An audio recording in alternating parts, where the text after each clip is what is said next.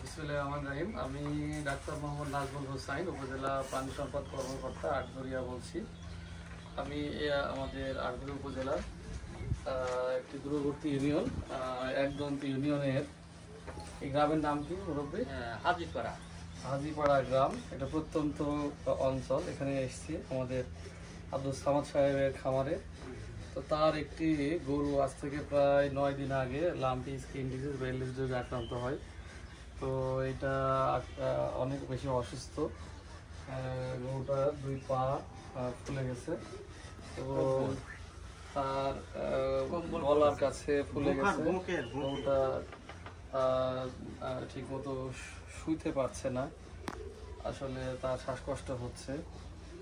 তো আসলে আমি বলবো যে আসলে এই রোগটা মারাত্মক আকার ধারণ করেছে।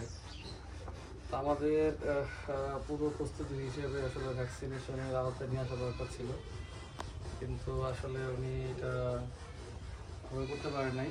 আমরা পরামর্শ দিচ্ছি আর কি, আমাদের পরামর্শ অনুযায়ী উনি ব্যবস্থা নিচ্ছে। এখন দেখা যাক কি হয়। তা আমি আমাদের খামারি ভাইদেরকে বলবো যে আসলে আমাদের এখনও সচেতন হতে হবে, যেখানে এখনও এই রোগের প্রাদুর্ভাব হয়নি।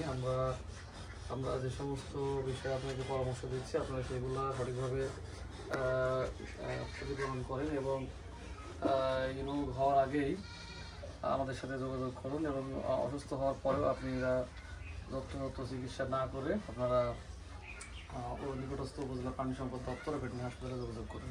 ধন্যবাদ।